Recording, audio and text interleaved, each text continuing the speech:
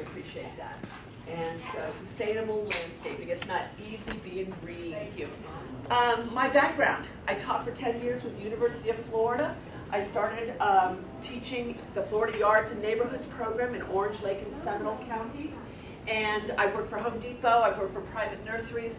I am a garden writer, and I also helped bring about Florida-friendly landscaping, the statutes. It's very important, and I'll talk a little bit about that. Florida Water Star is a water management district program throughout the state on water conservation. It not only addresses outdoor landscaping, outdoor irrigation, but also indoor plumbing. And it would have been called something else. How many of you have heard of Energy Star? Okay, we grabbed the name Water Star before they thought about it. And so that's why it's called Florida Water Star, and they go to Water Sense. And so it is the same similar program. I'm also a Master Naturalist instructor. I take people out in the wetlands and show them how to take care of it and why it's important to take care of our wetlands. And let's see what else. And a Master Gardener and Florida Environmental Protection, and I'm a fellow with the Natural Resource Leadership Institute. There you go. Florida-friendly landscaping. A little bit about what we're talking about tonight is why is it so different here in Florida. How many of you are from up north, out of state? Anybody here a native? Wow, could you stand up and show them what you look like? Okay, we're getting more and more natives here now, so either I'm getting a lot older or something's wrong there. Drought-tolerant plants. How many of you look and buy drought-tolerant plants? Okay, we'll talk a little bit about that. The right tools for your landscape. Also, do you know how much to fertilize? We talk about feeding our plants. I kind of want you to think about that. What do plants eat? Okay, we feed them, but what do they really eat? Then also what efficient irrigation systems are. How many of you have an irrigation system? I just have to tell you, with developing the Florida Water Star program, that it doesn't matter if you live in a $100,000 home or a $3 million home, that most irrigation systems are only 47% efficient. Only 47% efficient. How many of you would buy a car that was only 47% efficient? Okay? And yet we don't know. So we buy an irrigation system and we don't know how efficient it is. We're going to talk about the pros and cons of turf grass. I get told all the time, you should make everybody just stop growing St. Augustine turf. That turf is so bad, it should be outlawed. Well, I've got a little bit of surprising information for you, so we'll talk about that, pros and cons. And then landscaping affecting our climate. We'll talk a little bit about that. Won't get any controversy there. And then how to reduce your water bill. How many of you can tell me how much your water bill is? Okay, too much, I heard. Okay, how many of you can tell me how many gallons of water you use? You can tell me exactly how many gallons of water you use? Oh, well, that's pretty cool. If I had a pen, I would give you a pen. That's wonderful, excellent. Okay, because most people do not realize how much water they use. I will tell you that Tiger Woods, at his estate here in Orlando, uses 1 million gallons of water a month. Okay, so I know none of you are in that category. Welcome to Florida. This is what I show in my workshops with people who come from out of state. And if you were in Scotland, most of our hurricanes would just be a normal rainy day. That's where my family comes from. I'm first generation American here. And my mother was from Scotland, and she'd get homesick, and she would take us all back to Scotland. And Hurricane Donna. Anybody remember Hurricane Donna? Yeah. She just thought that was a bad wind. Okay? And that was a devastating hurricane for Florida. Okay, we're going to talk about bird flu. How many of you have heard of bird flu? We were really worried about that, weren't we? And so, yes, we do see signs of bird flu, but we don't have to worry about it. We worry about retirement plans. Okay, squirrels drive me nuts, and so it's one of the things that we're really good to our squirrels here in Florida. And then we teach our palm trees how to sit. It happened actually in Leesburg, where it fell over during one storm and then just started growing up. So not only can they sit, but they can do back bends. Okay? And so, all these things, apply in landscaping. How does that happen and why do we do it? So John told me where some of you lived, And so I went and took pictures of your houses. And so I'm not going to embarrass anybody by pointing out your house, but can you have a nice landscape without a lot of hard work or a lot of money? That's the thing that most people think about. And the answer is yes. You've got to do the right things first, though. And that's what it means by Florida-friendly landscaping. Xeriscaping. How many of you have heard of xeriscaping? How many of you know that when the reporters on TV say xeroscaping, they're mispronouncing it? And that there is no such word as xeroscape. There is not a plant that does not need water, that does not need maintenance, that is, will bloom all year round and look great all year round without any work at all, and there's just no such plant. This was a builder's idea of xeriscaping, and this is incorrect.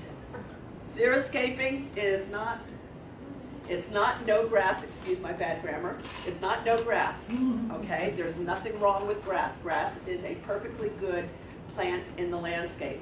It's not no maintenance. There is no such thing. There's low maintenance, but no maintenance. Those are flowers, plastic flowers from Michael's, okay? And even those you have to dust, so even they need maintenance. Okay, it's not only rocks and it's not only cactus, and it can be ugly. Have you ever driven by a house and thought to yourself, oh my goodness, deciding to landscape the yard at the 24-hour Home Depot after 2 6-packs at 3 a.m. in the morning was not a good idea, okay? The landscape looks really bad, okay? And so we want your landscapes to be beautiful. Of course, you're Disney, so you have a concept of what beautiful landscapes look like, and it doesn't mean a lot of work. There we go. So what is Florida friendly? Florida friendly is choosing plants that are appropriate for the site. Have you ever gone in and said, okay, I'm going to buy that one because that's beautiful, I'm going to buy that. Oh, that looks gorgeous, I'm going to take that home. And they ended up dying, or they didn't do well, they didn't flower for you. Well, we want to have site-appropriate plants. I want you to know before you go to a nursery or before you go to one of the do-it-yourself stores that your plant is going to survive. Okay, that's good decision making. Native or non-native. Native plants are not better than non-native. Okay, our native plants are plants that we think will survive better than our non-natives, and that's not true. We have our native xeric plants, which are good for dry areas, but we also have our native wetland plants that are good for wet areas on a lakeshore, a lakefront area. But we also have non-native plants that are good for dry areas and non-native plants that are good for wet areas, our hydric plants. So it doesn't matter whether it's native or non-native as far as water conservation and as far as maintenance goes.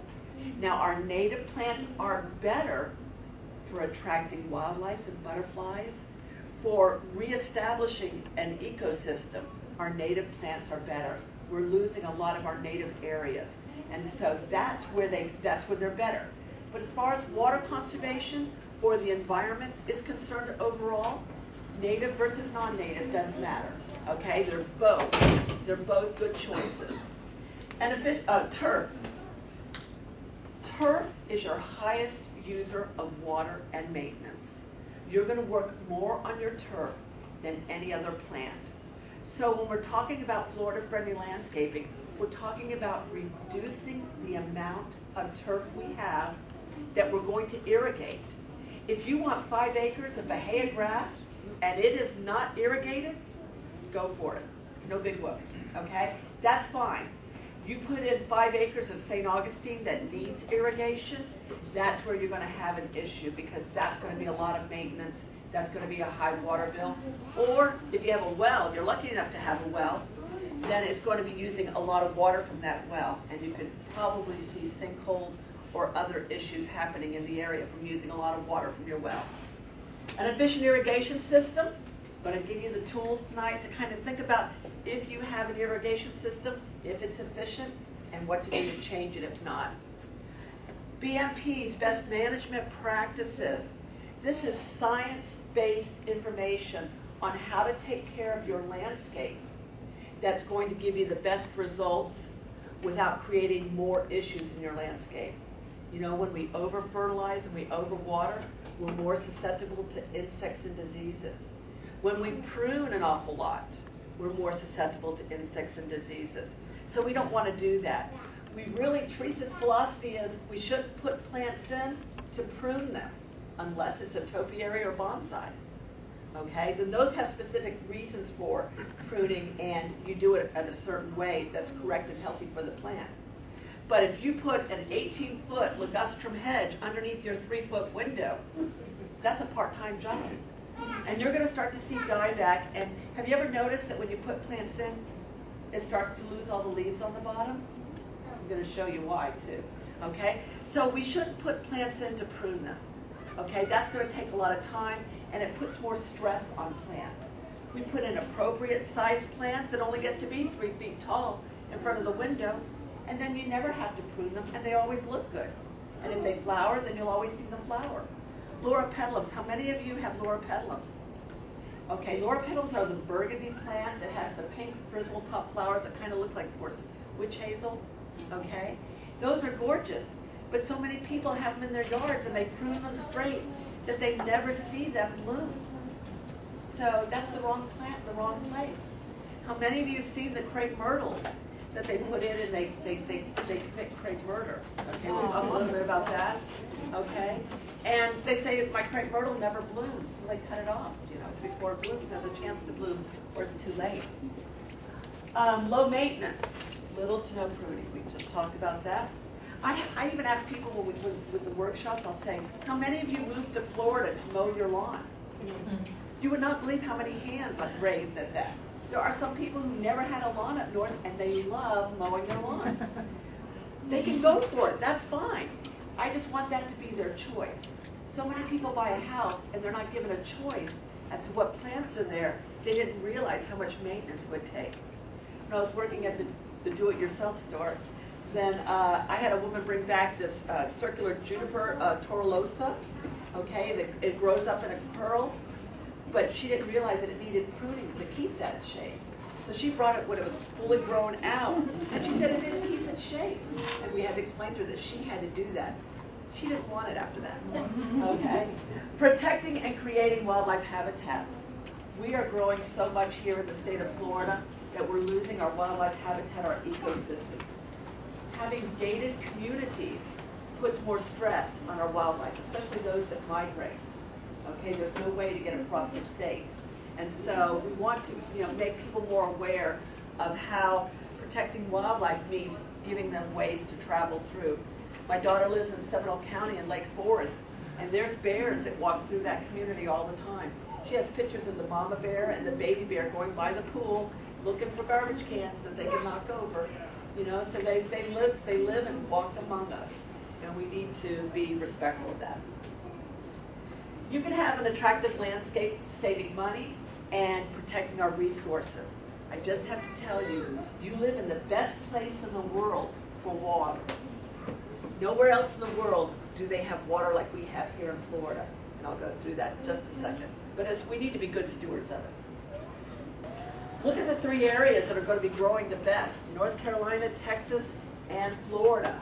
I'm showing you these stats. I'm going to the next few slides. It's going to be a little bit incredible, but I want to show you why it's important to be good stewards and protect the water that we have.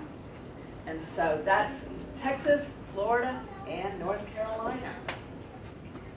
Okay, in the state of Florida, Jacksonville, Central Florida, down near Miami area, and up near Pensacola. Those are the areas that are going to be growing here in the state of Florida. This is a picture of the state of Florida as it stands now. The burgundy, or I call it Boston beaten red because I like the Boston Red Sox. They're doing lousy this year though, so my husband's a diehard Boston fan. Boston beaten red areas are areas that are already built on. Okay, these are areas that are already built on, and I'm just going to show you that by 2060, what it's going to look like with the development, because we already know, because the areas are zoned for building, the permits have already been pulled, so we know what the growth is going to be like by 2060. Okay, so here is the North Panhandle. This is now. You can see the forest up there. That's where the military base is, and you can see where Pensacola and the areas are already built in. I want you to look at it in 2060. Doesn't look too bad though, but you can see the growth there. Okay, still plenty of places to live. Okay, this is the Jacksonville area. You can see the northern part of the Ocala National Forest there, Gainesville area. You can see where the school is. Let's see it in 2060. A little bit there, hasn't it? Okay, so let's look at, oh, this is a good one. You can tell the Tampa area, right? Everybody take a deep breath. All right, you want to see it in 20, or what is it, 40 years from now? Oh, wow. That's coming. That's coming. Okay, so let's see. This is the state of Florida. Everybody take a deep breath. It's coming. Yikes. Wow. This is why we have to protect our water supply. Because we can't close the state off just because we're here. We still can't say nobody else can come. More people are going to come. We just need to use it better. Be better stewards of it. Okay? So that's why it's important. History of lawns. Why do we have lawns? Why do they look the way they look? Well, lawns in Europe during the medieval era, it was important. The more property you had, the wealthier you were. The more animals you had, the wealthier you were. So having turf was a great idea, and you didn't have to maintain it. You had serfs and peasants maintain it, and the animals cut it. So this was a sign of wealth. Then when the United States came about, they took that from the European model as a sign of wealth. Monticello, Mount Vernon were all built and designed based on European standards and European castles. So that was the trend at that time. Then in 1827, Mr. Budding, he built the first lawnmower. And you can tell women's lib was starting right here because they have the girl mowing the lawn. Okay, and it was so easy that she could do it. And so that was a great way. You didn't need to have sheep or animals take care of your lawn. But it was the garden clubs of America and the golf course industry that talked to the Department of Agriculture, and they said, you know what, we need to encourage more lawns and better looking landscapes. So we're going to have a contest to see how many people will put a landscape in their yard with turf. So the three of them combined, they started to have contests throughout the United States to see who had the best looking turf, the best looking landscape. And it caught on and it stayed on. It just, if you didn't have turf in your yard, you didn't have property, you didn't really have a home. So that was very important. That started in the early 1900s, the U.S. Golf Association. So, how many types of grass can we grow here in Florida? St. Augustine, Bahia, Bermuda, Centipede, Seashore, Paspalum, zoysia grass. But St. Augustine is a native grass. St. Augustine is found naturally on the coast. It's just not cut down to 2 inches, and it doesn't have a deep root system. It's not maintained. You know, we wouldn't recognize it out in the coastal areas. But St. Augustine is a native grass. There's nothing wrong with turf. But it is your highest user of maintenance and water. Okay, so Bahia came over in 1914 from Brazil. It's very good for acidic soils. We have acidic soils here in the state of Florida. Bermuda grass came over as ballast on the ships. They would come over with a whole bunch of cargo. They had the ballast on the bottom to make sure the boats, the ships were balanced. And then they could take it and just toss it out, and they could go home very quickly. So that's how it came across. Centipede is from Asia during the early 20th century. And then Seashore Paspalum is also native and acceptable for salt water. Zoysia grass is from Asia, 13th century. We know that they were growing it in Asia, and we are growing it here now. How many of you have St. Augustine grass? How many of you have zoysia? How many of you have Bahia? How many of you don't know? There you go. Okay. All right. So you can tell St. Augustine grass because it has the runners, the stolons that it runs from. Bahia grass has the Y seeds. You know those seeds that come up and you mow it, and the next day you look like you have to mow it again. Okay, that's Bahia. If you want to buy Bahia, buy the Argentina Bahia, instead of the Pensacola. It has less of those seeds, okay, less seed heads. And then zoysia grass is the latest grass that's out. And how many of you have heard it takes less water than St. Augustine? Have you heard that? Not true. Not true, okay? It needs just as much as St. Augustine, if not a little more, okay? So one, there is no miracle grass out there. They all have their pros and cons. They are all susceptible to insects and diseases if they are not maintained properly. So this is one of the issues. The less turf you have, the easier your life is going to be, okay? And so that's what we want to get across here. St. Augustine grass does have butterflies. It has the satyrs, the Carolina satyrs, and the whirlabout skippers. And these are, they're a host plant for these skipper butterflies here. There we go. All right, we'll keep talking about grass and fertilizer and all that kind of good stuff. But how many of you have heard we're running out of water? Anybody heard that? We're running out of water. Well, what now? Drinkable. That's exactly right. This is false. We have the same amount of water that we had millions of years ago. Congratulate yourself, you are drinking dinosaur water. Okay? But the rain comes down and evaporation goes up. It never leaves our atmosphere. We have the same amount of water that we had millions of years ago. What we're running out of is cheap water. And in fact, how many of you have a water bill? Okay. I just don't want to stress anybody out. You don't pay for water.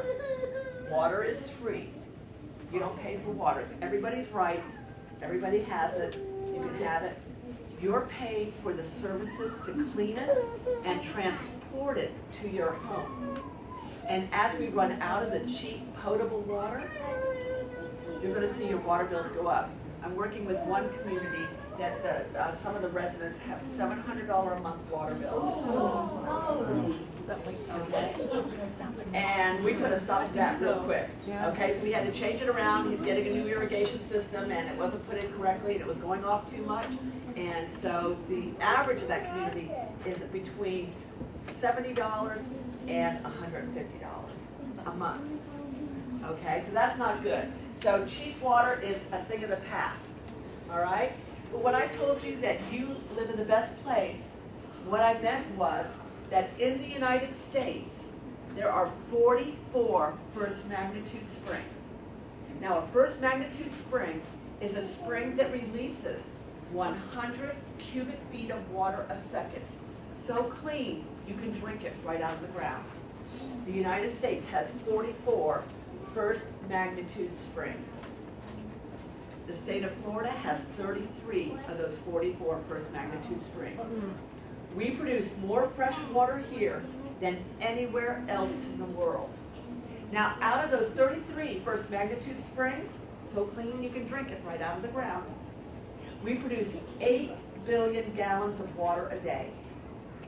All right? That 8 billion gallons is not all we use, because we also use recycled, reclaimed water. We use well water, but then we also use desalinized water. We use billions of gallons of each one of those, in addition to the potable water that we use. All right? But out of the 8 billion gallons of water that comes from our springs every day, we use 7.9 billion gallons of water to water our weeds with. We're the only country in the world that irrigates with potable drinking water. That's something to be aware of and just, again, to be good stewards of. We don't need to use it. I had a woman call my radio show from the Villages, and she said, Teresa, my grass is dying, and I don't know what to do. And I said, well, what is exactly happening? She said, well, I've had to replace it 3 times.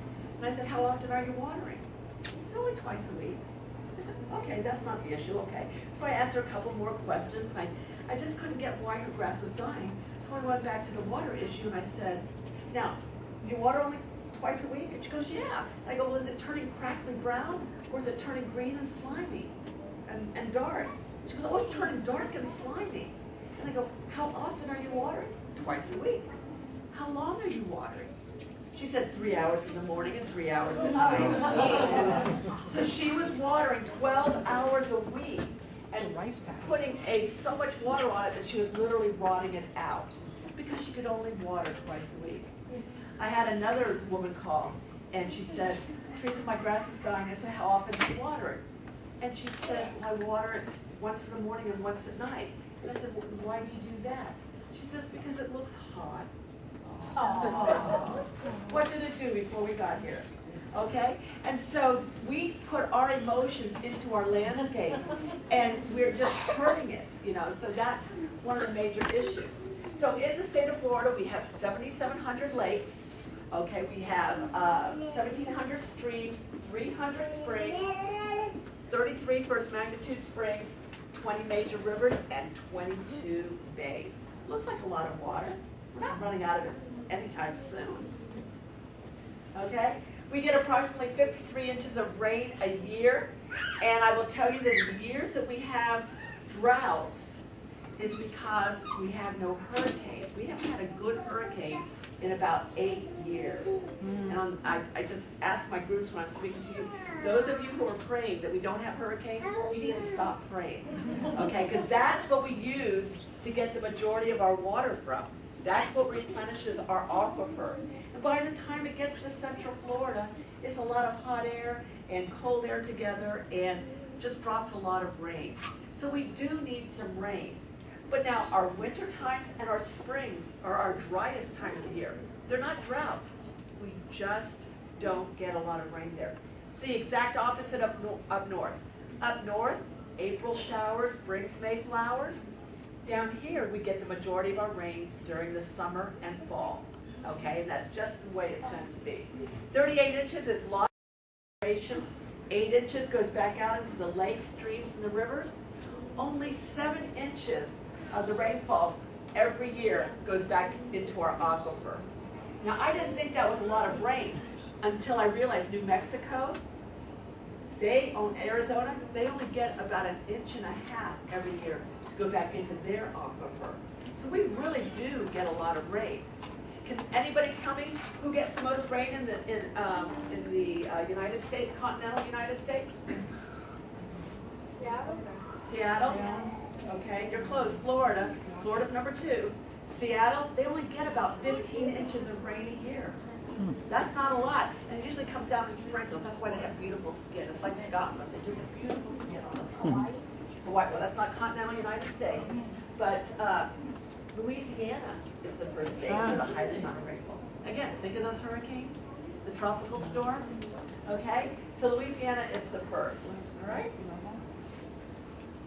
What increases a plant's need for water? How many of you have seen your impatiens just limp and go, oh my goodness, it needs water, and you just water it and it perks right up again? Have you ever seen that? Yeah. Okay, so you can tell when plants need water. But what increases a plant's need for water? Well, instant landscapes. If you've ever bought a home and you've seen the beautiful landscape all around of a brand new home, they put in shrubs that look gorgeous and the plants, everything looks overnight like it was meant to be. Well, those instant landscapes look good for 6 months, but then they start to grow, and then eventually they keep on growing and things are so big that you have to keep cutting them.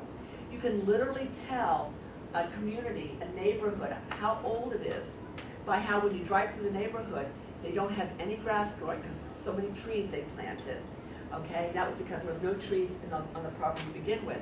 But then you can't see the doors or the windows because the bushes and shrubs have grown so much. So that's a community that's 7 to 10 years old. Okay, and so instant landscapes, I'm going to show you at the end of the show. We're going to go through some pictures and I'll show you how fast plants will grow here. So you don't have to buy them big. You just buy them smaller is better. Fertilization. Fertilizer is at its base salt. Now we need salt, don't we? But too much salt's not good for us. Same with plants, okay? Fertilization is good for them, especially in our sandy soils. But our sandy soils have a lot of good minerals in it, so I'm going to go through fertilizing with you. Over-fertilization is not good. It increases the need for water. Wrong site conditions. You put a plant that's used to shade out in the full sun, it's going to start to get brown. It's going to start to need more water. Okay? I love the islands in the lagoons in Disney. They're so beautiful in Epcot, the islands that they have, the floating islands, but they're constantly in water, so they never stress out. Okay? And so those plants, if they were in the ground, would need a little bit more water in the full sun. But because they are in water all the time, they're growing hydroponically, they do great, and they look good. Chemical use. When you put pesticides, disease fungicides on your plants, the more chemicals you use, the more water it needs. Larger plants.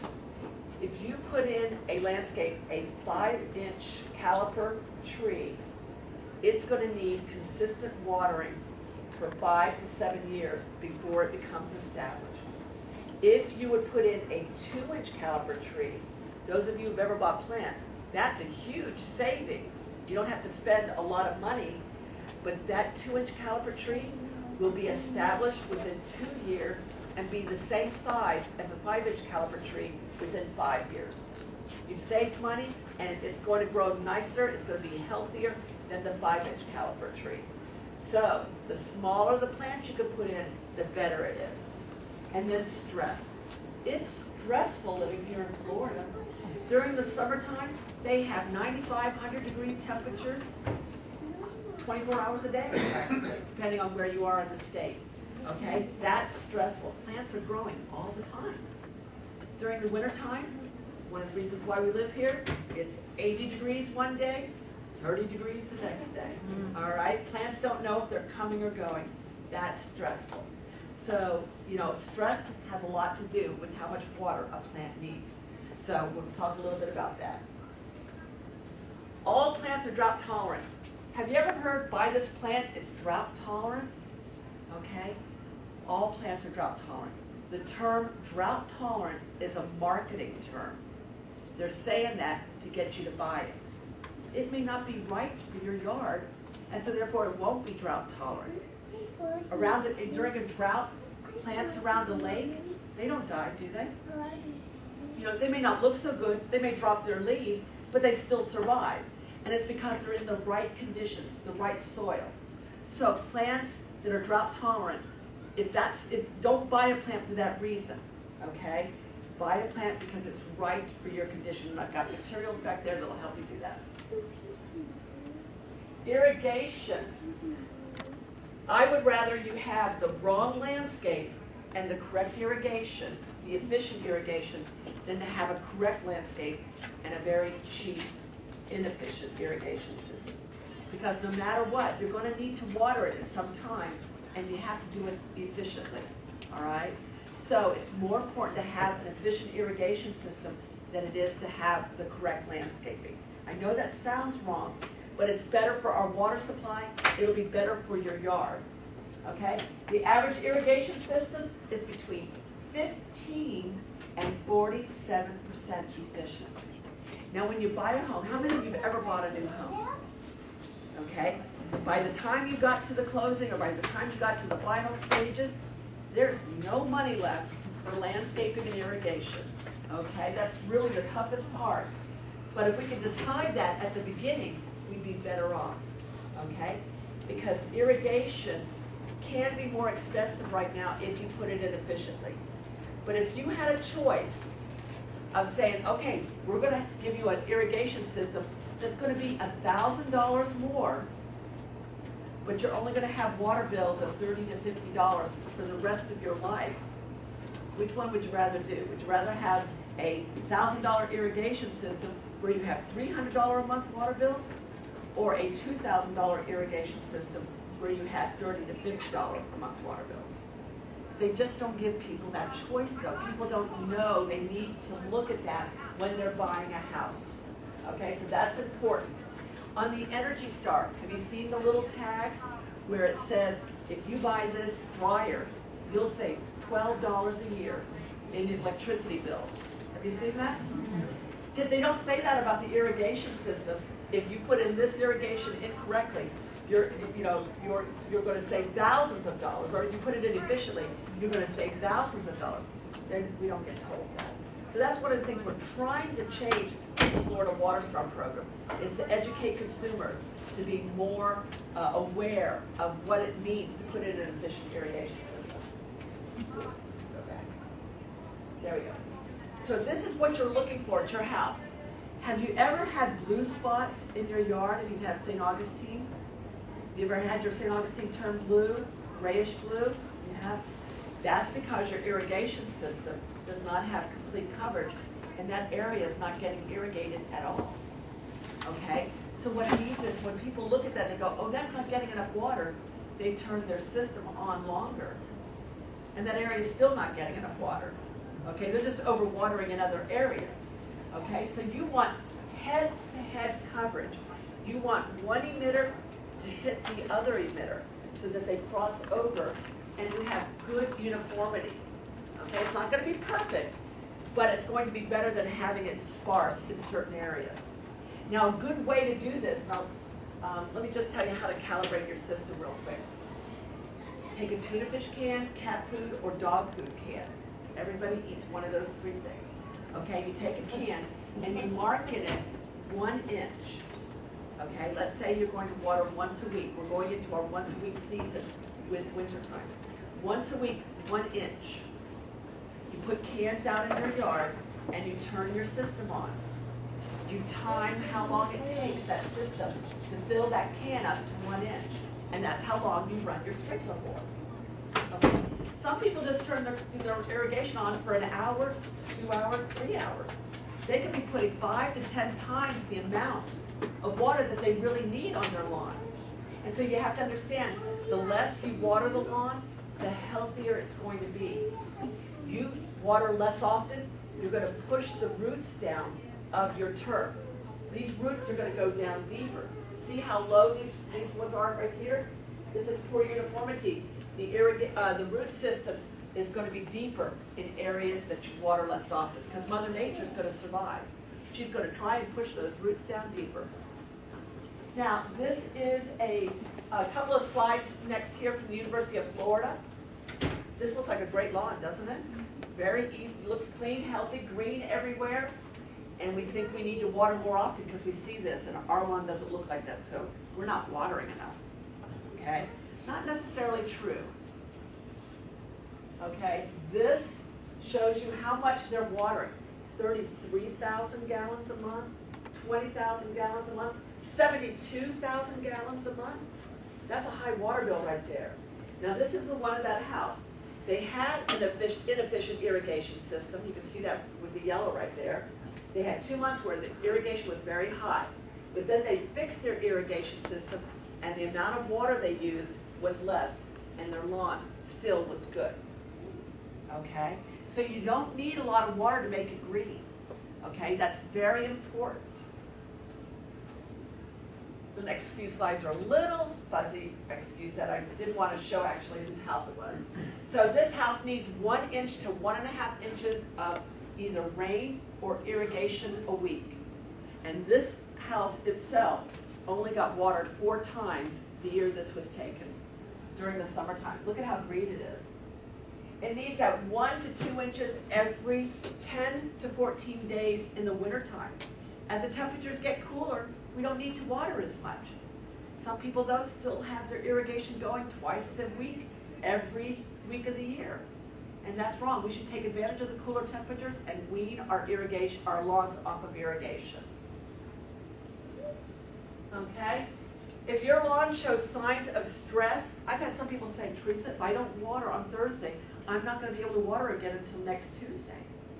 If your lawn cannot go 1 week without irrigation, 7 days, if it can't go 7 days without water, either rainfall or irrigation, you have a spoiled lawn.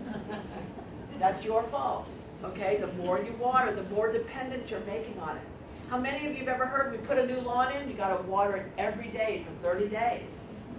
That's the best way to have to replace your yard within a year.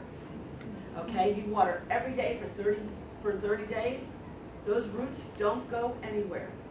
Those roots stay right there at the surface because you're giving it enough water so it doesn't have to do anything. Okay? What it should be is you water once a day for the first week. Once a day for the first week. You water once every 2 days the second week, 2-2. Water once every 3 days the third week, and then on the fourth week, you're on that schedule of every 3 to 4 days, like it's supposed to be, like according to the law. And what that will do is every week, it's going to start to get a little bit more stressed, and it's going to push the roots down deeper, so that by the time at the end of the month, you'll have a deeper root system, and it will have established. If you water every day for 30 days and then have to go to twice a week watering, it just starts to turn sick. It doesn't know what to do. It's not going to get enough water. So that's a better way to do it. So this lawn was irrigated only 3 times that summer. This was about 5 years ago. But you get enough rainfall in the summertime that you shouldn't have to irrigate. How many know what dollarweed is? Oh, ooh, ooh. Okay, dollarweed, you're going to love this. Dollarweed is an aquatic plant. It only grows in lakes, in low-lying areas, and in yards that are over-irrigated. That's why. Okay, it's an aquatic plant. All right, and so you can use atrazine to get rid of it, but you need to cut back on the watering too. Especially if you are using chemicals or herbicides or fertilizers. When you're putting that much water on it, you're diluting it, and they're not going to work as well. Okay, so that's one of the reasons why you want to water correctly. Okay, so dollarweed is an aquatic plant. In St. Augustine lawns, you use atrazine. Augustine, atrazine.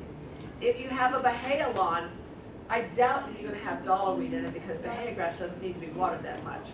Okay, but if you do, then you need to use 2,4-D or dicamba, and that'll get rid of that in a Bahia lawn. So, when should you water?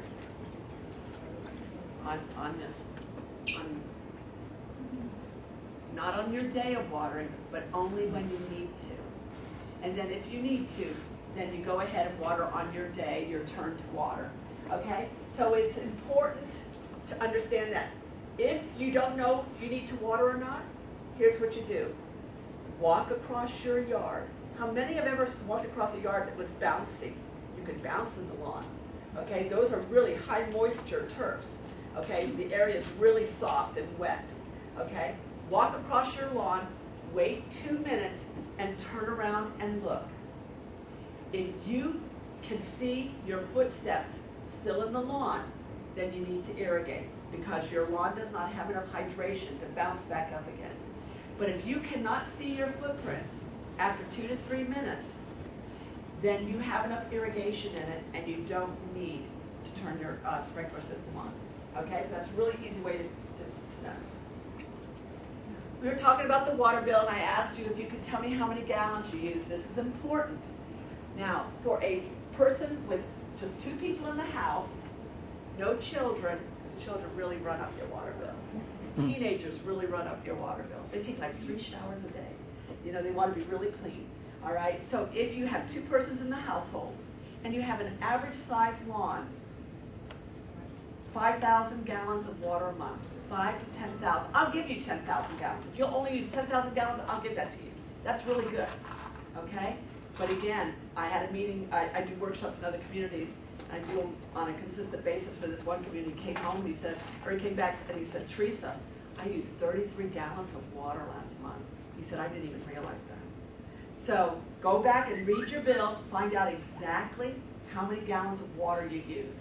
And if it's over 10,000 gallons, you need to look at your system and look at how long you need to water. Time changes coming up.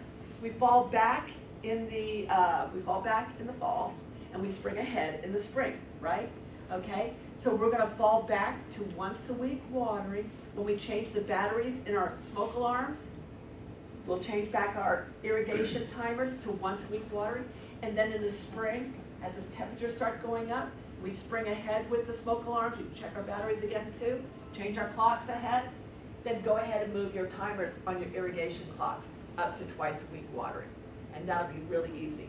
Now, it's a state law that if you have an automatic irrigation system, it's been a state law since 1991, if you have an automatic irrigation system, you have to have a rain shutoff device on it. It has to work. Okay, if you do not have one, then your watering really more than you need to, because if you get enough rain, it will shut your system down until it's time for it to water again and it's been time. So make sure you have a rain shut-off device on it. They're about $40, but they will save you hundreds of dollars, if not thousands, over the few years, okay? And I've had people tell me, well, mine doesn't work. Well, then you need to replace it. Everything needs maintenance, okay? So check to make sure it's set at 1.5 inches. Make sure the parts haven't worn out, and then just put it into your monthly routine maintenance with your lawn mowers and everything else that you maintain. So daylight savings time, we're going to turn our irrigation systems back to once a week watering. So St. Augustine grass only needs 1 inch a week, 1.5 inches even, okay? And that's going to be enough. If you have rain gauge and we get enough rain, your irrigation system should not come on. That means every 3 to 4 days in the summertime, and then in the wintertime, that means once every 10 to 14 days. And I've got a little calendar back there with a lot of my tips on it and information about my radio show, but it will tell you exactly when to water and at what temperatures, so you can kind of understand that. All right? Calibrate your sprinklers. I told you how to do that. Get a tuna fish can, chicken food, dog food can, whatever you can. And depending on how often you want to work, you fertilize between 2 and 4 times a year. Now I say how often you want to work is because the more you fertilize, the more you're going to have to mow. Because fertilizer tells plants to grow. Okay? During the summertime, with the heat and with the tropical temperatures, with the rainfall, your grass is going to grow anyway. Okay? So if you want it to grow more, and fertilize it more often then, okay? And that's important. But only need to fertilize twice a year, once in the springtime with a 1608 or a 15015, and I'm going to explain that to you, okay? And then once coming up soon, the end of September, first part of October, we're going to fertilize our turf again, okay? So kind of a rule of thumb, if temperatures are over 85 degrees, you don't want to use an herbicide. It actually says that on the labels. Don't use the temperatures over 85 degrees. And you don't want to fertilize your turf. Okay? Other plants may need a little fertilizing, like your flowering annuals and perennials, but your turf does not need it. So, most established plants and trees do not need routine fertilizer. Here's my rule of thumb, okay? Plant is deciduous. I'm talking about trees, shrubs, ground covers, any kind of plant. If it's deciduous, which means it loses its leaves, if it is younger than 7 years old, if it has flowers or fruit, you need to have flowers to have fruit, or if it's sickly or not doing what you want, you need to fertilize it on a consistent basis, and that's every 3 to 4 months. You want to use a slow-release fertilizers. That's deciduous, younger than 7 years, has flowers or fruit, doesn't look good, not growing, it's not doing what you want. You want to fertilize it on a regular basis. But let's take the opposite. It's evergreen, it's older than 7 years, doesn't have flowers or fruit, and it looks great. You don't have to fertilize it. Really easy rule of thumb there. Okay, so that's really helpful. You want to use slow release fertilizers? I equate fertilizers with vitamins. Okay, we talk about feeding our plants, but if I was to give you a plate of vitamins to eat for dinner, would you be happy? We don't eat vitamins. We take vitamins to supplement our diet. Okay, so it's the same thing with fertilizers. We're not feeding our plants. We're giving them supplements because our soils don't have what they need for them to be healthy. Okay, that's really important to remember. So you're wanting to look for slow release. When we take vitamins, we don't know when our body needs manganese or phosphorus, do we? We don't know when our body needs it. We just take a 1-a-day vitamin, slow release every day, and that gives it to us when we need it. The same thing with slow release fertilizers. It's there when the plant needs it. You use quick release fertilizers, liquid fertilizers, or fertilizers that are in prills but they release very quickly. They're going to be absorbed very quickly or leached out very quickly. Okay, so they're not going to be there when the plant needs them. It's going to be more expensive and it's going to be more time consuming because you're going to have to keep fertilizing them. All right, so slow release fertilizers are the key. Over-fertilizing makes lawns and plants more susceptible to insects and disease. When you're working really hard, when you're really growing a lot, if you are growing too much or you're working too hard, aren't you more susceptible to colds and diseases? Same thing with plants. Plants can tell when, insects can tell when plants are stressed out. Do you know that the pine tree borer can tell there's a sick pine tree 30 miles away? Incredible. It's incredible. Now also too, when you put nitrogen down on your lawn, you're telling your plant to grow and to go through photosynthesis and create chlorophyll. Bugs can smell chlorophyll literally miles away. So think of Central Florida and the first warm day in spring, and it feels good to get outside and get our gardens going again and our landscapes going again. And all of a sudden, all this chlorophyll is wafting up from millions of homes. Florida becomes bug buffet. Okay, bugs love it, and the more nitrogen you put down on your lawn, the more chinch bugs can smell it, and you get chinch bug infestations.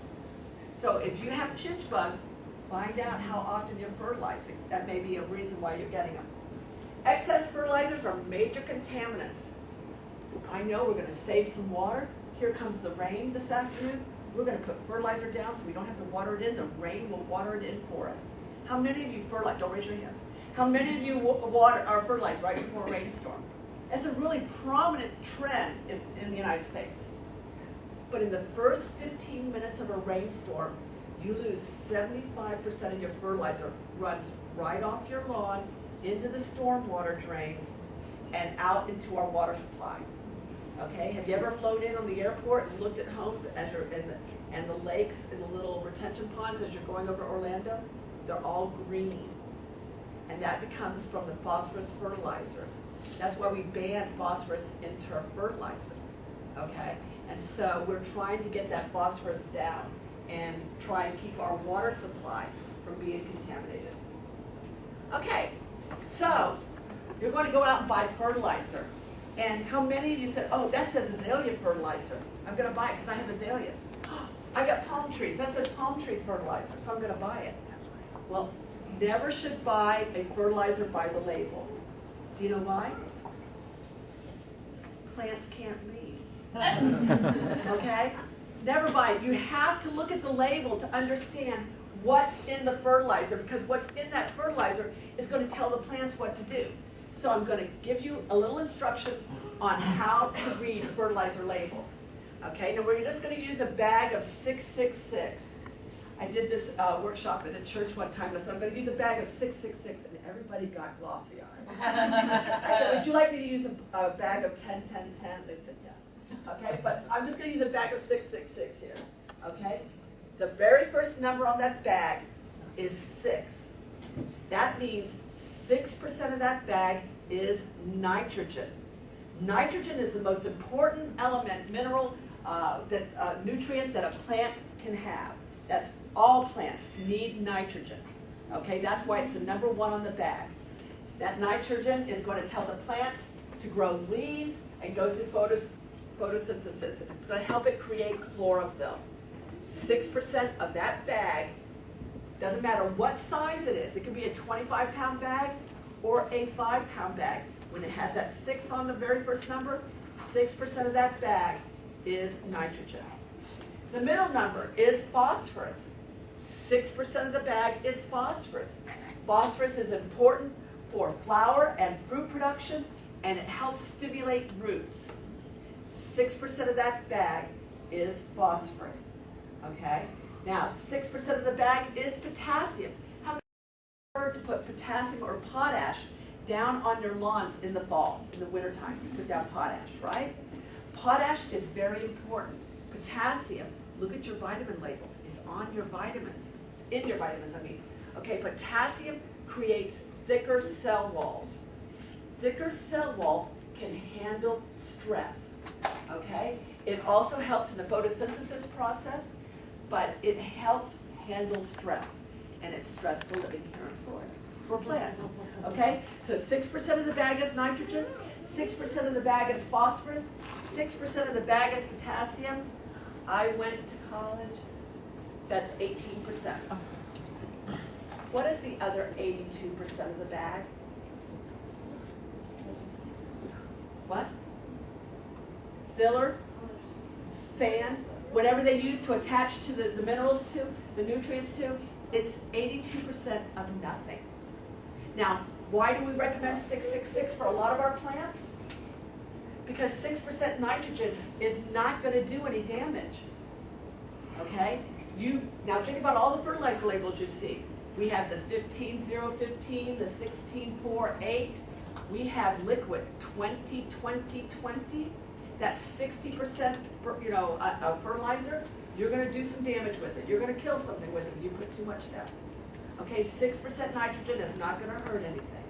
It's not going to pollute. Okay? Now, that's not all plants need. It's not the only thing in our vitamins. Okay? We also have calcium. Now, here in the state of Florida, you're not going to see calcium in the fertilizers that are made here in the state of Florida. And that's because we have enough calcium in our soils.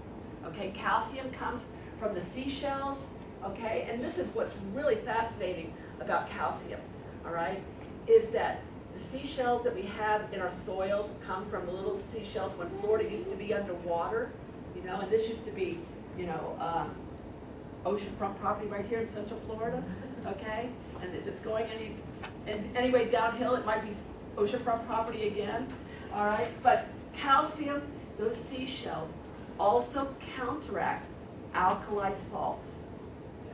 How fascinating that Mother Nature creates a way in seashells, in our soils, to counteract alkali salts all along our coastlines where there's salt water. Isn't that amazing? Mother Nature watches out for us, okay? So calcium, you're not going to find it in Florida fertilizers, but if you go up north, Michigan, Ohio, you're going to need to put calcium, because calcium, if you have tomatoes, sometimes if you have raised beds, you don't have enough calcium in your soils, you'll see the rotten, the tomato end rot. Okay, so that means a lack of calcium. Magnesium. How many of you have heard of putting Epsom salts on your plants? Okay, Epsom salts is magnesium sulfate, magnesium and sulfur combined. It's absolutely essential. Plants need it. It's in our vitamins, magnesium and sulfur. Absolutely essential for photosynthesis, and it helps the plant enzymes activate. But is Epsom salts the only thing our plants need? It needs all the rest of these ingredients, right? So we're not giving the plants everything it needs. Okay, we will see something happening. I'm not saying it's bad to put down. We can put it down. But that's not everything the plant needs. You want it to have all these other ingredients too as well. Iron. Iron is great because it helps photosynthesis. It helps green up plants without telling it to grow. That's why during the summertime, we don't fertilize our lawns, but we can put iron on it, whether it's a liquid or granule, and it will give our plants ability to green up without telling it to grow. That's going to be a good thing. So, this is everything that is essential in a fertilizer. I want you to turn the label over and read it, okay? You want at least 40 to 50% slow release on it, and it will say slow release on the bag, okay? Macronutrients. This means you need more of these than the others. They need them in larger amounts. Nitrogen, phosphorus, potassium, calcium, magnesium, and sulfur are needed in less amounts. But we also need micronutrients. Iron, manganese, zinc, copper, chlorine. How many of you have seen somebody in your neighborhood empty the pool and worried about the chlorine that was in the water? That's good for plants. We have it in our fertilizers. Okay? Molybdenum. Everybody say molybdenum.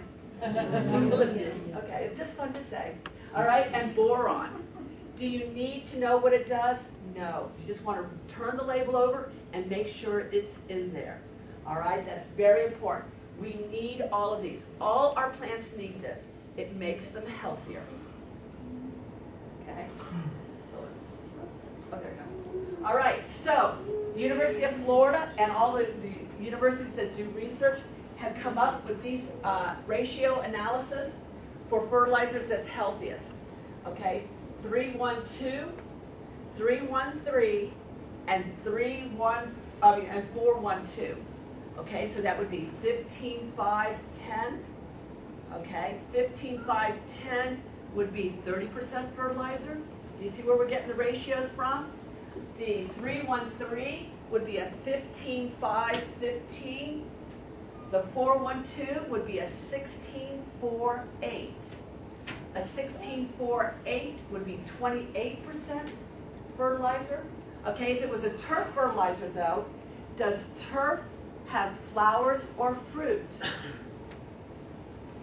Turf doesn't have flowers or fruit. Okay, so we don't need a lot of phosphorus.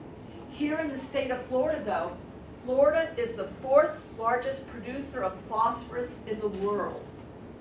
How many of you have heard to put lime on your lawn? You ever heard that? Put lime on your lawn? Okay, the state of Florida is lime. Okay, so if somebody tells you to do that without a soil analysis, they don't really understand what it's, the process. Okay, so those ratios, those fertilizers are good. If you know that roses bloom on new growth, then a 12-4-8 is a good rose fertilizer because it's going to give you more leaves, and the more leaves you have on your roses, the more flowers you're going to have. Okay? Citrus is a heavy feeder, but they're not a fancy feeder. So a 6-6-6, citrus trees grow flowers, they grow fruit, they have leaves, they have roots. 6-6-6 works all the way around. But then again, so does 8-8-8, 10-10-10. Okay? So that helps you understand that. You want to read the label, the chemical analysis on the bag. Okay? More is not better. Okay? The higher the analysis of fertilizer, the more damage you can do. So if you have just a little bit left in the bag and you say, oh, I'm just going to put it in 2, that might be too much and you can risk burning your plants. Okay, so always read the label and follow instructions. Now, if you're 6-6-6, if you're saying, well, why should I buy a 16-4-8 if the 6-6-6 is so inexpensive? It doesn't make sense. Well, how many bags of the 6-6-6 would you need to put on to equal a 16-4-8? Okay, I'm going to give you the answers. All right, you need to buy 2.5 bags of the 6-6-6 to equal a 16-4-8. But that means you would have just enough nitrogen, but you'd have too much phosphorus and too much potassium. So that's not a good way to do it. So the higher analysis fertilizers are cheaper and they last longer. So they're a better buy. Okay? Buy nutrients, not fertilizer. And then when you put it on, you want to make sure you never do it before a rainstorm, you do it after the rain. When your plants are hydrated. Remember, at its base, fertilizer is a salt. If your plants are dehydrated, it's not going to be, they'll get burned a little bit easier. The higher the leaf, the deeper the root system. Golf course grasses are kept really, they're mowed often, sometimes every day. Okay, and so they have a short root system. You want a deep root system. That's going to be the healthiest for you. Leaf blades will curl. If you have St. Augustine and it needs water, it will literally curl in. When you're looking at it, it'll turn blue and green. And then when it's hydrated, it will be perfectly open. So look at your grass before you turn on your irrigation system. If you shut it off and turn it on only when you need to, you'll be able to water correctly. Let that rain do its job. Grass is your highest user of water and maintenance, so the less you have, extend your garden beds out 1 to 2 feet more. That one side area that's only 3 feet wide, don't put turf there, put a ground cover there. Have you seen those little strips of like 6 inches that they have going up?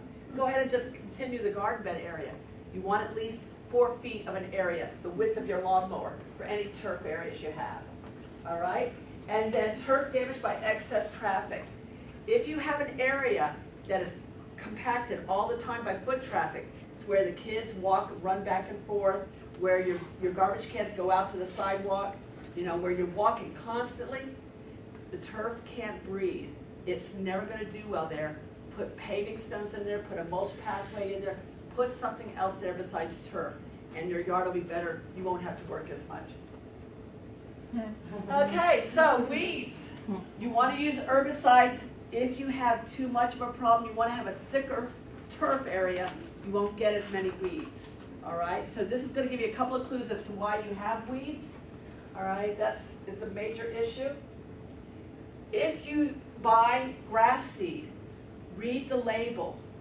You want to make sure that the weed analysis, the percentage of weed seeds in that little canister doesn't go beyond 4 to 5%.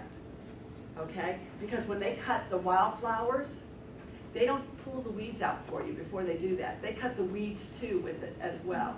So by law, they have to give you the weed percentage in there.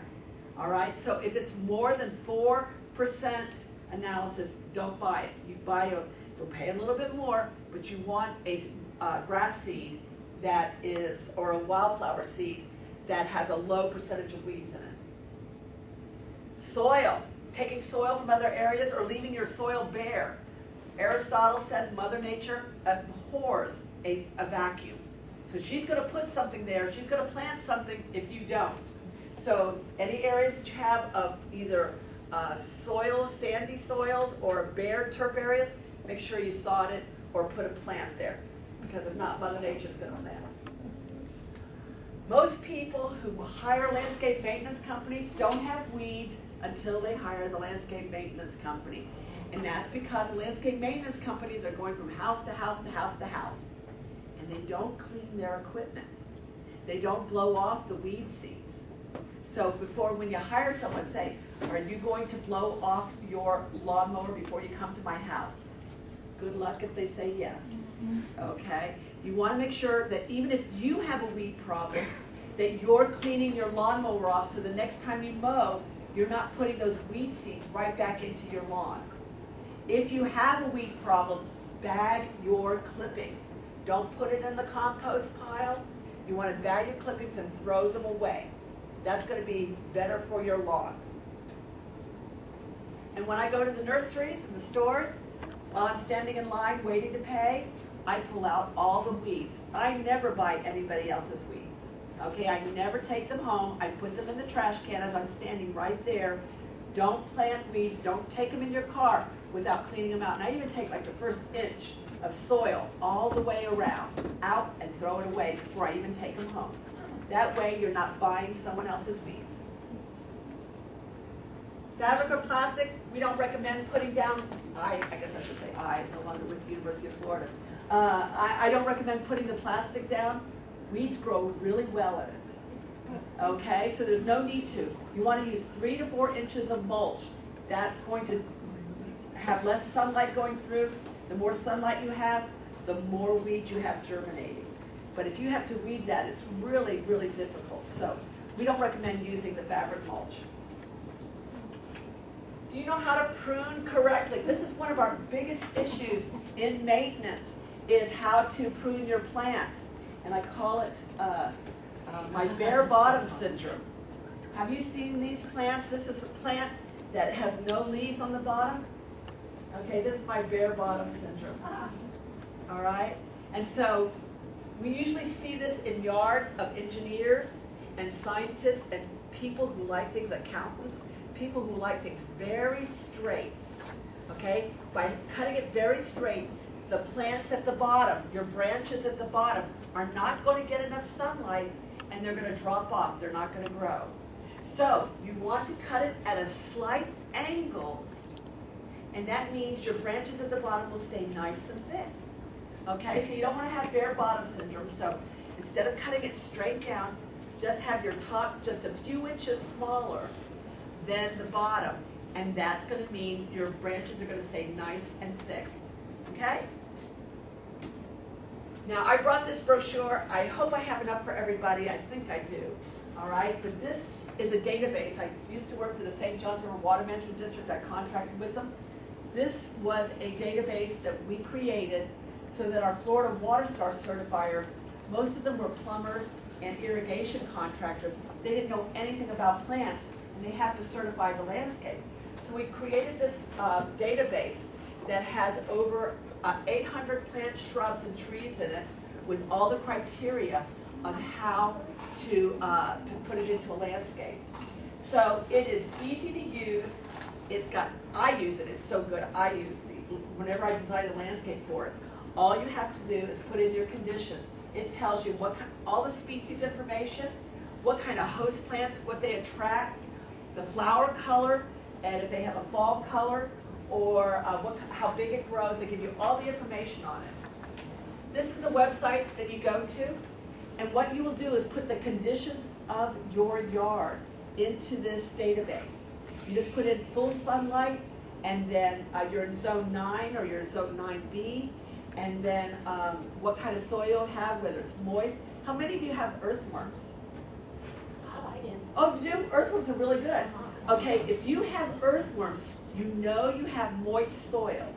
Because one, earthworms need to be wet, but they can't swim. So when you see them coming up on your driveway, they're drowning in the ground, and they're coming up out of the ground to get away from the water. So that means you have moist soil. So you put in moist in there. There's a frequently asked questions and a glossary to help you if you don't understand. And what it will do is you'll just put in those 3 conditions, and it will bring up every shrub, plant, tree, fern, ground cover that will grow in your yard before you buy it. You know it'll grow in your yard. Okay? I've got the brochures back there for you, okay? This is what it'll bring up if you click on one plant, and it brings up a picture of it, and it brings up the zones. Anything that is blue has another link to it, so you can kind of sort it out. And it tells you this plant's deciduous, which means what? Loses its leaves. So warm season, it has, in the springtime and summer, white flowers, a yellow fall color. It's got blue-black fruit. It's wind resistant, and it provides food and nesting resources for birds, game birds, and other things, and wildlife. So that's a great plant. I love it. That's the old man American Fringe tree. It's wonderful. So here it brought up, in this, we put in the conditions, we put in 9A, and then moisture is dry. That's all we did, and it brought up 292 plants that will grow in the yard. That's really great, so you can go through and make an idea. Now what I usually do then is on the plant category, I usually click on that, and it'll put all the flowers together, it'll put all the trees together, it'll put all the shrubs together. You can have shrubs under 10 feet tall, you can have shrubs over 10 feet tall. Okay, you can have small trees, you can have large trees, whatever you like. You can put in, I only want plants with blue flowers. And it'll bring up every plant that will grow in your yard with blue flowers. Okay, so now down here you see export. Okay, down at the bottom you see export. And you go up here and you click it. And this is what it gives you, an Excel sheet. You take that Excel sheet to the nursery, and you know everything on this list will grow in your yard. Isn't that great? You're not going to have to overwater it. You're not going to have to prune it. Okay? I'm just going to go through some photographs of Florida-friendly landscaping so that you kind of get an idea of how beneficial it is. This was a community that was spending so much money in water bills. They went to the University of Florida and to the Water Management District and said, save us. And so they developed more landscaping, and they reduced their water use by half. This is a community they went to. They just added more plants, reduced the amount of turf, they had less maintenance, lower water bills. This was a gentleman who took my workshop. He took it in, what year? Oh, it'll be on the list. I think it's like 2006 or 2008. He said, Teresa, he sent me the photographs of afterwards. He said, my water bills, he said, I reduced them to practically nothing after I went to your workshop and I changed out my yard and I changed my practices. So these are the before pictures he sent me. Okay, it looks like an everyday normal community, doesn't it? This was afterwards. Okay, he just reduced the amount of turf, he added more plants. All right, now the next door neighbor did the same thing. He didn't send me pictures of before, but he sent me pictures afterwards. So that is afterwards, he reduced the amount of water he used, he reduced the amount of work he had to do in his yard. Here's some more Florida-friendly landscapes. See, the turf is the size of a lawnmower. You don't have to have large turf. This lot right here, this apartment house, does not have any turf at all in it. They never have to mow. Never have to mow. This is a shady lot, reduced turf area. These are all award-winning landscapes that have Florida-friendly landscapes. Now, I'm going to show you some houses that don't have any turf in them at all. Now, I just took these off the web, so I know where they are locally, but these are not my photographs.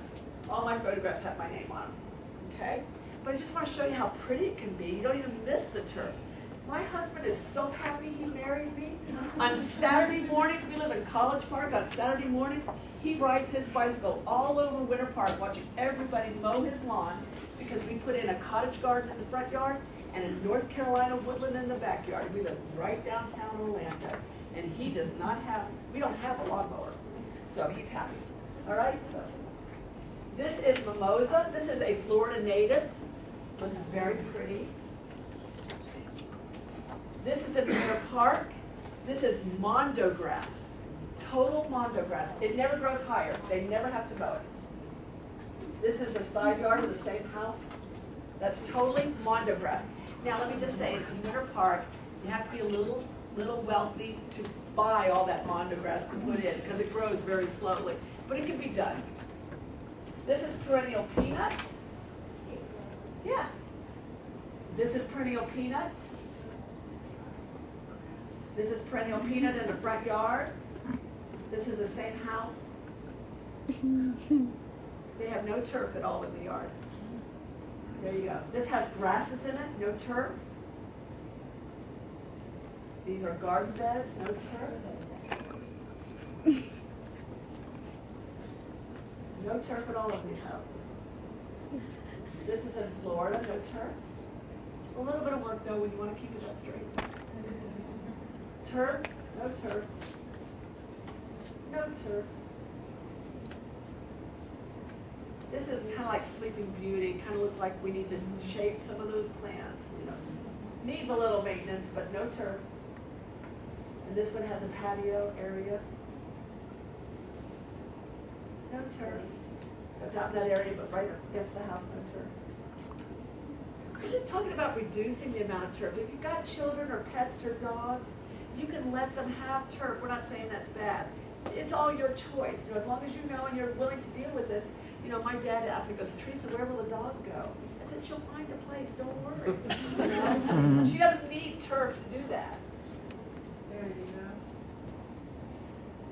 go. All right, so this is a Florida-friendly house. This is a landscape that I designed back in 2008. This is for the International Builders Show. And I have to tell you, I came up with a lot of concern. The builder was concerned, the magazine was concerned. It was a little too sparse. And they were afraid that it wouldn't look good. And I said, you gotta trust me on this. Okay, trust me. And the homeowner, he came to one of my workshops and said, Teresa, I want you to design the landscape. So he was the only one that was really, had to be worried about it.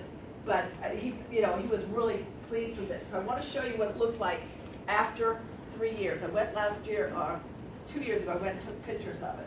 So let me show you here.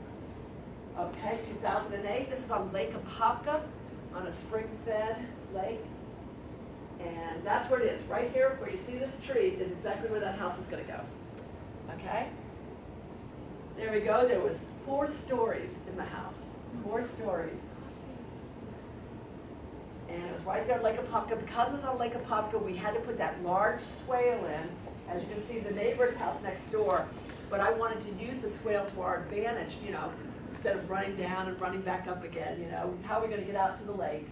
So the next door neighbor's yard, it was all right. But can you imagine just having to mow that all the time? So here we go. Those are crepe myrtles we put in. I want you to notice those trees. Okay, now those are 3 feet away from the house.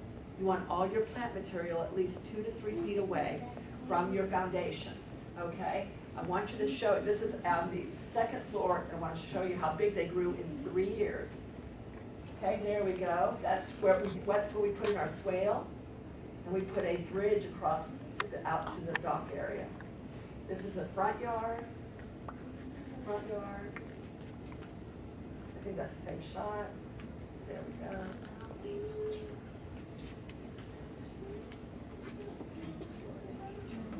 They had a waterfall and a little bridge across to the front door. It's all donated. Front yard. That was 4 years later. Nice. 4 years later, look at how fast it grew.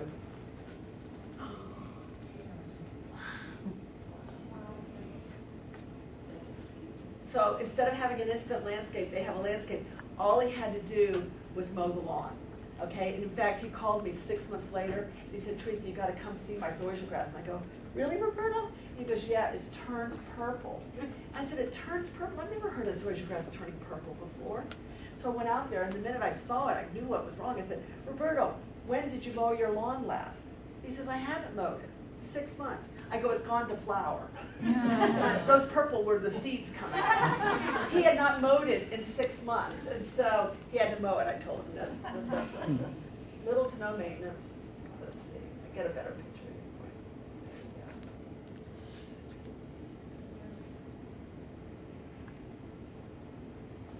That's that driveway right there that you saw with it.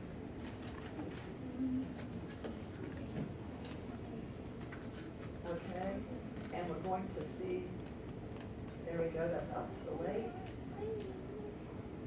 Those are those Arizona cypresses. Look how big they got.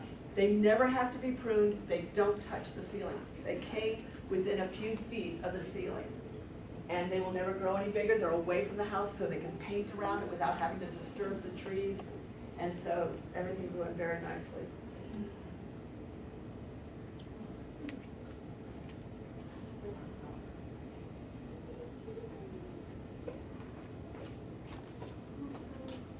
Doesn't that look better than the just altar?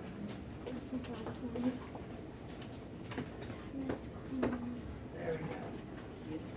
You can have the landscape you want if you do the proper groundwork first. No pun intended. You can grow if you know what your soil conditions are, your sunlight conditions. You can see all the brochures, and you can put in there with the facts. You can determine what that is. And I do a weekly gardening radio show, like John said. And my father's only allowed to call once a month. So if you don't hear anybody calling in, call in with a gardening question, and I'd be able to answer it. It's on Tuesdays at 1 o'clock. And connect with me on social media, on Pinterest. Is there anybody here who does Pinterest? Oh, I love Pinterest. I've got like 75 garden boards. So connect with me on there. I've got all different kinds of gardening designs on there. And you can connect with me on Facebook or Twitter. And I will take any questions that you have that I did not answer. Do you know a little bit more about fertilizing now? I want to make it so that you understand what you need to do, and you can make your own decisions on that. Any questions?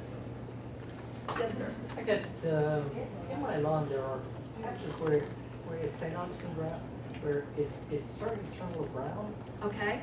So not widespread areas, and I've noticed more recently there are some green coming up in the brown areas, but what would cause that? Okay, well, it sounds like either insects or not enough irrigation on certain areas. Is it irrigated? Yes.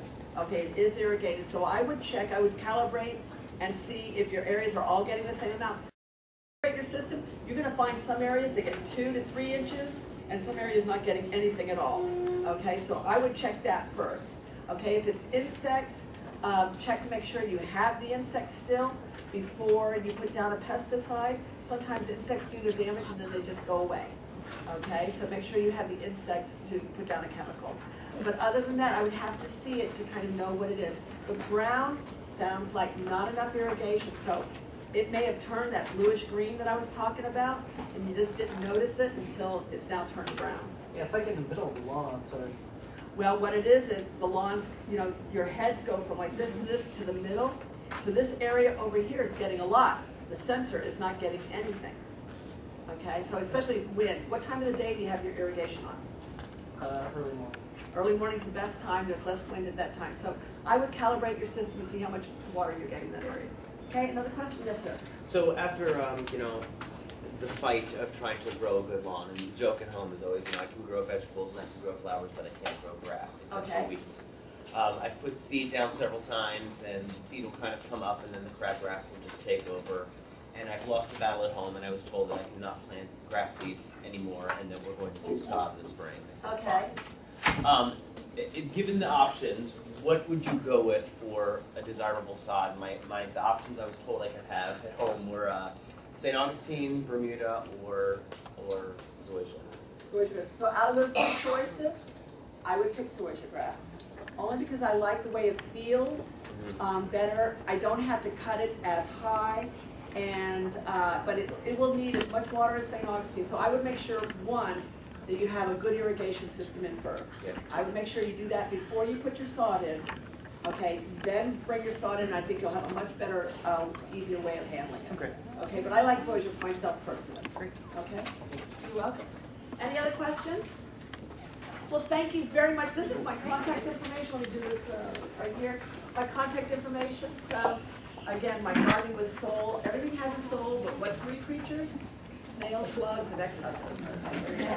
All right. Thank you very much, everyone. I certainly appreciate it.